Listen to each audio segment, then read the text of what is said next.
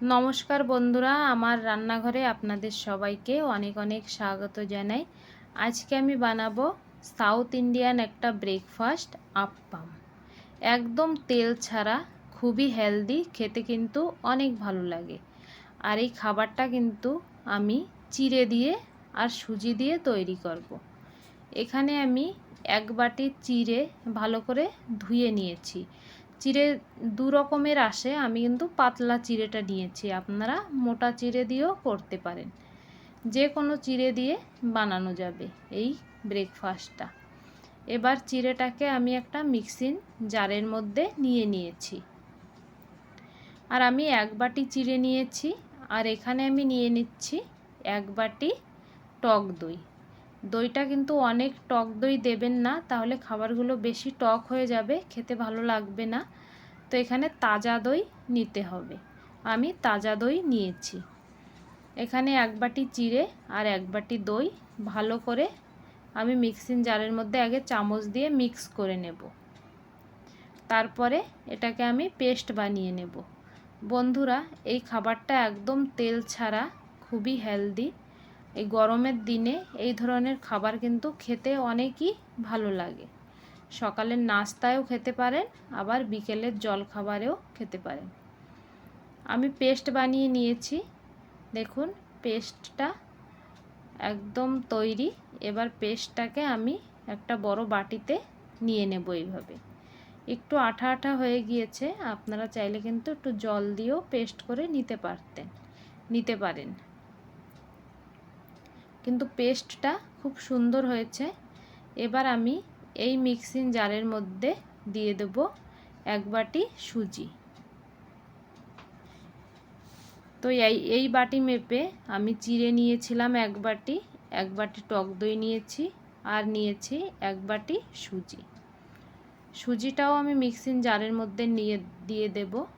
আপনারা চাইলে কিন্তু সুজিটা এমনি ভিজিয়েও বানিয়ে নিতে পারেন। আবার মিক্সিং জারের মধ্যে দিয়ে যদি একটু সুজিটা গুঁড়ো করে নেন, তাহলে কিন্তু ভালো হয় খাবারগুলো। আমি এক বাটি সুজিতে এক বাটি জল দিয়েছি, দিয়ে এটাও ভালো করে এইভাবে মিক্স করে নিতে হবে। তারপরে এই সুজিটাকে ভালো করে পেস্ট বানিয়ে নিতে হবে। মিক্সির এখানে ঢাকনাটা লাগিয়ে আমি ভালো করে দেখুন পেস্ট বানিয়ে নিয়েছি। পেস্টটাকেও আমি এই চিড়ের সঙ্গে মিশিয়ে নেব একসঙ্গে। এবার দুটো জিনিস একসঙ্গে আমাদের ভালো করে মিশিয়ে নিতে হবে।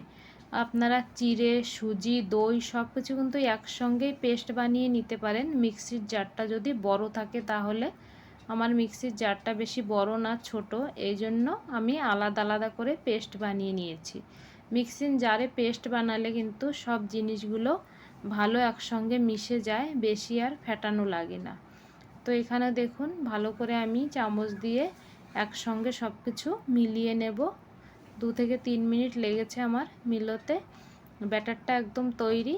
এবার আমি মিক্সিং জারটা ধুয়ে একটু জল দিয়ে দেব, কারণ ব্যাটারটা অনেকটাই ঘন ছিল এই কারণে।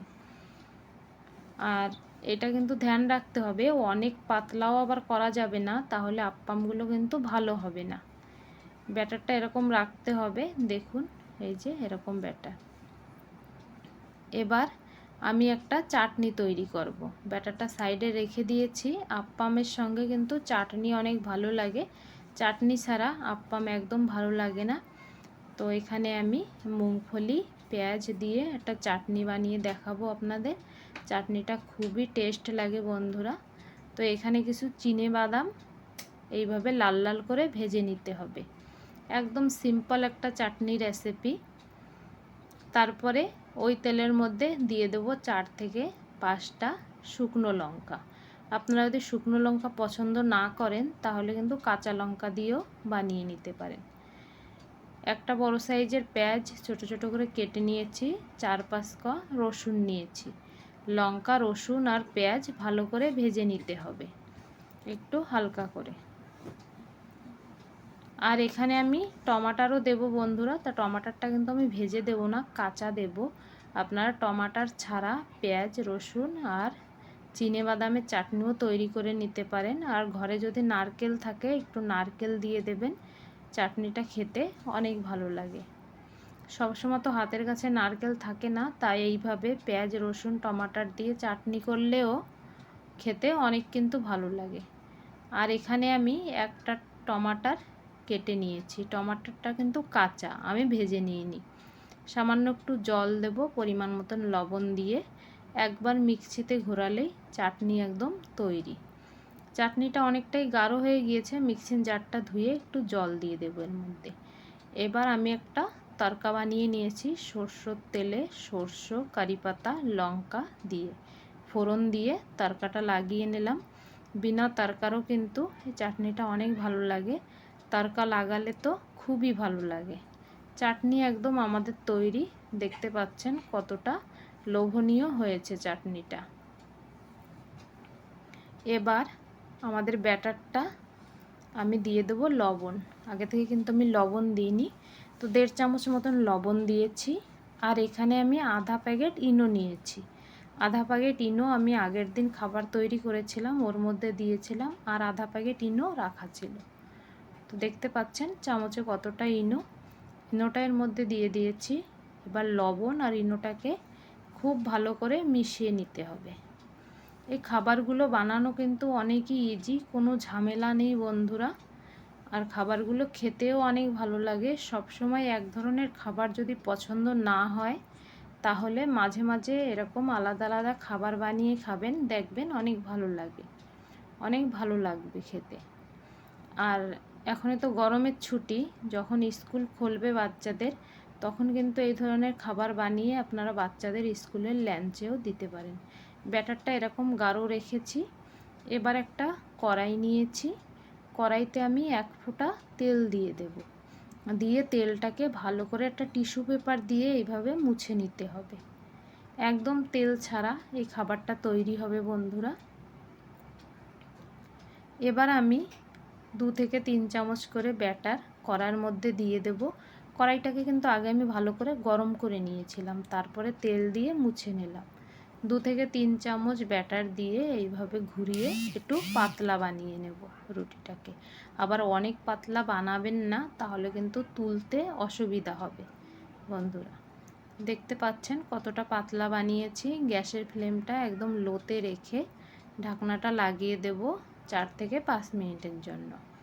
4 থেকে 5 মিনিট পরে ঢাকনাটা খুলে দেখুন খাবারটা তৈরি। এবার আমি খাবারটা তুলে নেব। তুলতে কিন্তু কোনো অসুবিধা হয় না, যেহেতু এটা নন স্টিলের কড়াই, এই কারণে খাবারটা এইভাবে খুব সহজভাবে তুলে নেবেন। আর খাবারগুলো অনেক নরম হয় বন্ধুরা, দেখলেই বুঝতে পাচ্ছেন কতটা নরম। তো আমি এইভাবে কড়ার দুপাশের ডান্ডিটা ধরে খাবারগুলো এইভাবে নামিয়ে নিচ্ছি। দেখুন বন্ধুরা, খাবারগুলো এইভাবে আমি তৈরি করে নিয়েছি। আর দেখুন কতটা নরম আর কতটা সুন্দর হয়েছে। ভিডিওটি যদি আপনাদের ভালো লাগে, ভিডিওটিকে লাইক করবেন আর কমেন্ট করে জানাবেন কেমন হয়েছে। আর যদি আমার রেসিপিগুলো ভালো লাগে আপনাদের, তাহলে চ্যানেলটাকে সাবস্ক্রাইব করে নেবেন বন্ধুরা। আর খাবারটা দেখুন, যেভাবে ইচ্ছা আপনারা রাখতে পারেন, কতটা ছিদ্রযুক্ত হয়েছে খাবারটা। আর এই চাটনি দিয়ে কিন্তু অসাধারণ খেতে লাগবে বন্ধুরা। তো বন্ধুরা, আজকের মতন এই পর্যন্ত, দেখা হচ্ছে আগের ভিডিও।